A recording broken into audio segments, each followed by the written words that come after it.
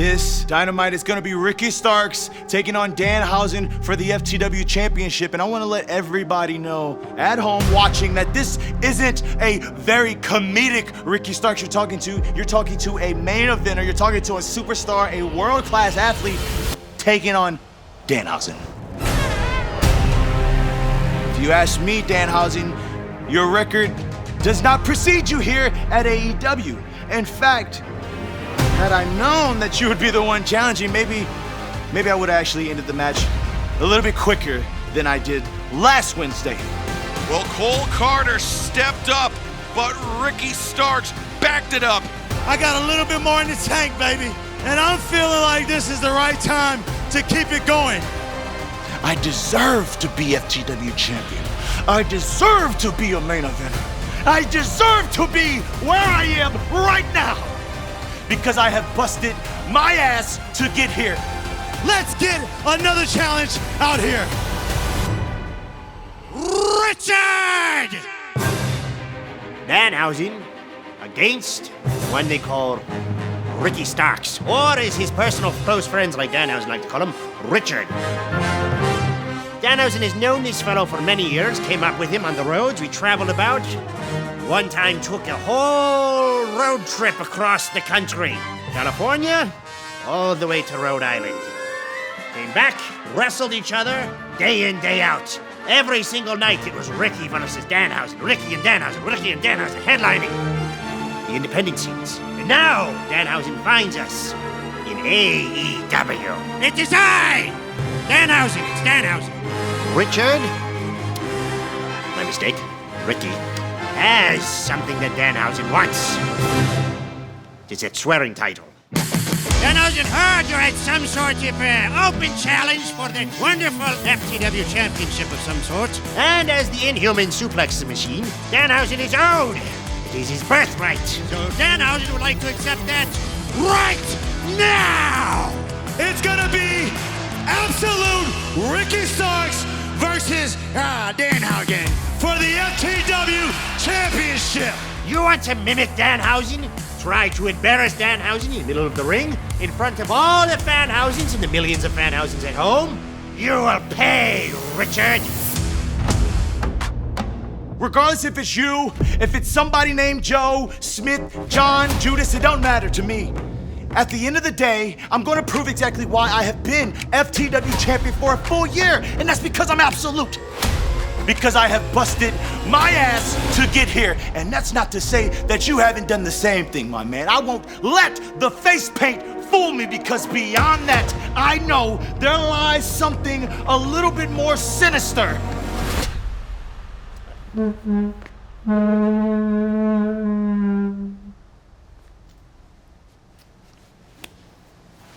Oh, that's a nice chair.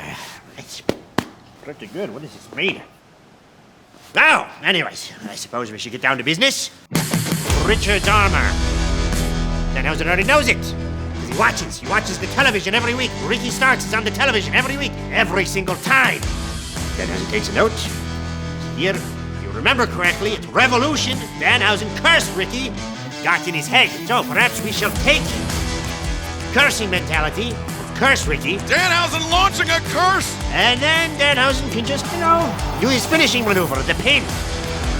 Holds the leg, says 1, 2, 3, Danhausen wins. It's wonderful. Give the championship to Danhausen or be cursed. Are we done?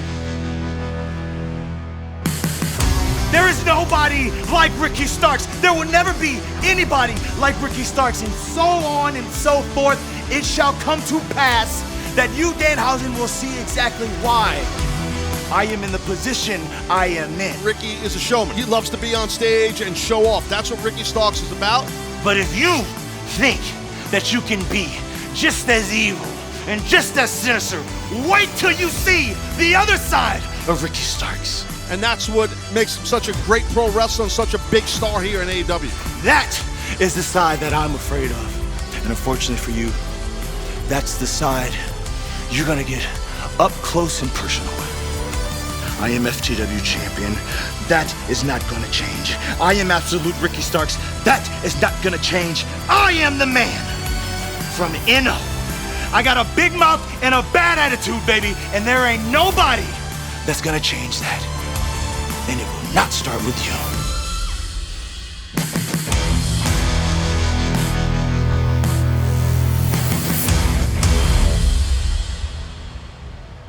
If you do not agree with this, you're cursed.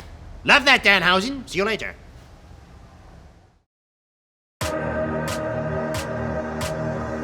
I've been the dominant face of every company I step in.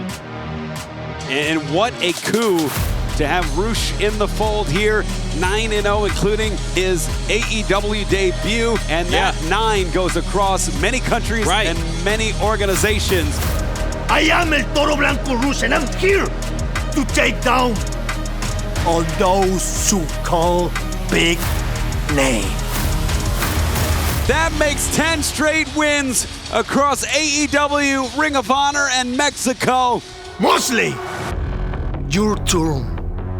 I wanna show you cómo se debe desmadrar a las estrellas de AEW. Te voy a desmadrar, te voy a pisotear. You will know who Rush is. True violence, perro.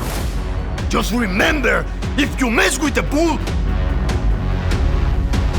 you got that hard. I'll see you, Dynamo, perro.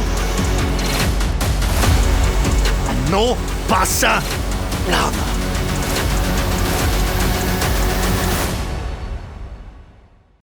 I'm a fighting champion. I've said it multiple times. And wrestling Yamashita in Japan, just bring back that fire that I was missing. It's one-on-one. You are in a ring in foreign land right now. You're in Japan with that AEW Women's World Championship. I don't know if you guys know, my first experiences outside of America was in Japan. That's where I started wrestling. That's where I found who Thunder Rosa really was. That fighter that never gives up. Yamashita, 1, 2, 3. What Mio Yamashita? Even though I lost that match, I gained a lot back. And I cannot wait to face Yamashita in my own home. Wow. Wow. Man, dude, this is nuts.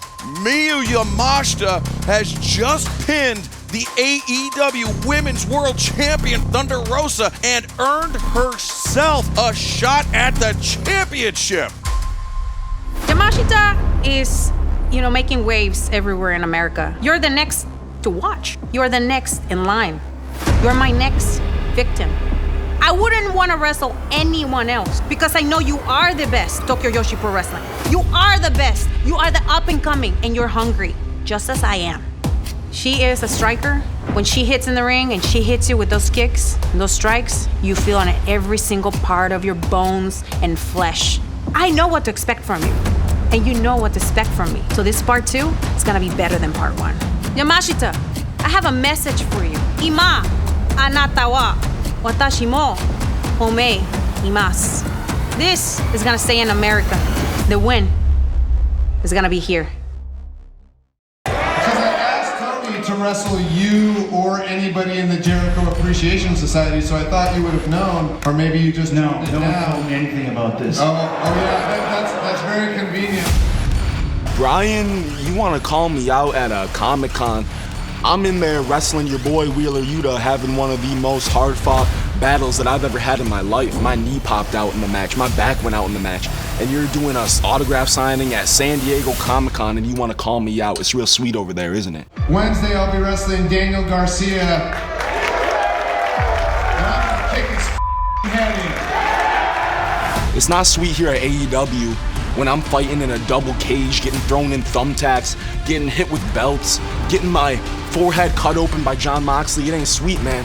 You're all well-rested and refreshed. You had a couple weeks off. I haven't. I've been here every week grinding. I've been here fighting for my life, Brian. And you've been sitting at home with your wife and your kids and your animals, working on your little garden. I don't have the chance to do that, Brian. I am your first match back at AEW. I'm your first match back at wrestling. I don't think it's secret. You're a big influence on one of my styles. Look at the color of my gear. I'm wearing maroon because of you. You're the reason why I wore this gear tonight, because you were the pure title. You were Ring of Honor. But it's a new age, Brian. It's not the age of the pure professional wrestlers anymore. It's the age of the sports entertainer. And I'm the best out of all of them. and I'm learning from the greatest of all time, Chris Jericho. Bryan, I'm gonna use everything at my disposal to hurt you. And maybe I can send you on a nice little vacation with your family.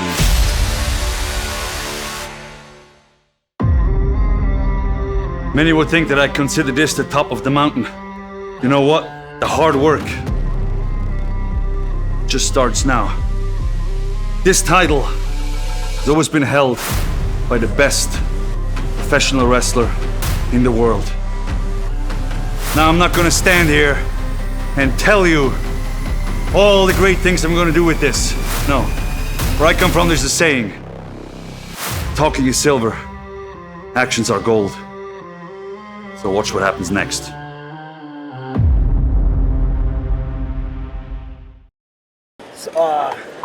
Hell. To me, I've said it a million times that professional wrestling is all I have.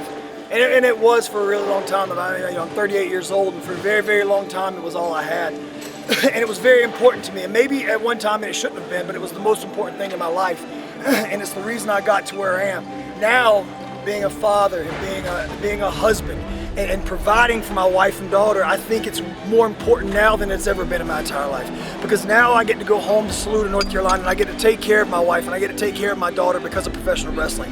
And tonight are the kind of matches that I live for. Tonight's the kind of shit that I live for because, you know, I don't know if you guys have noticed over the last 10 years or so, I'm not the most graceful or the most athletic wrestler in the world, but damn it, I'll fight in a second. I won't win every fight, but I'll fight you in a second. And tonight was a fight. And tonight was a fight because it was two teams that have been, that represent tag team wrestling, but represent professional wrestling on a high scale for a very, very long time. And we wanted to prove to each other, we wanted to prove to the boss man, but we wanted to prove more importantly to the fans who the best tag team is in the world. And I know that sometimes we take some flack. God dang, I haven't even let you talk yet. But we take some flack because we say we want to be the greatest tag team of all time. And for some reason that rubs people the wrong way. But damn it, if we didn't want to be the greatest of all time, why in the hell would we even be here? I want to go down as somebody that every wrestling fan can be proud of. The greatest tag team of all time. And I think tonight we might have accomplished that, hopefully. Yeah, like Wednesday night, I said that Supercard of Honor was the hardest match of our career. We went to war with the Briscoes, and man, there's not two guys in the world that I respect more in tag team wrestling right now other than the Briscoes, because they bring it every night. You can't take that away from them. If there's something that you can't take away from Dax and I, it's that we fought for everything we've ever had. We haven't had this shit handed to us. We came from nothing. Wrestling, he said it, I'll say it, it saved our lives. I come from a family of addicts. And I was terrified that was gonna be me. I was gonna have no future, just the same exact path. And the only thing that kept me away from drugs, the only thing that kept me even thinking that I had any sort of hope was this stuff right here. It's watching wrestling, it's striving to be a wrestler. Now, with my best friend by my side, man, we're out here and we're doing things that never should have been possible for us. And you know, one of the reasons we're proud is, I don't know if you've noticed this or not, but we didn't make it to the top of the food chain by being body guys. We didn't make it to the top of the food chain by having great faces or apparently not having overwhelming charisma or being super funny. We made it because we fought for it, man. We fought for it. We're 5'10" Southerners with terrible ass accents, and we made it to the top. We beat all the odds, and that's why we're so proud. And it's not because we're trying to rub it in anybody's face. We're proud, and we want everybody else who's out there to be proud of us, but also, damn it, be proud of yourself because you're gonna make it too. And that's our MO. I'm ready to have some tequila, so top guys out, unless you got something else to say. I've cut you off right there. Beer me tequila. Yes. Top guys out for real this time.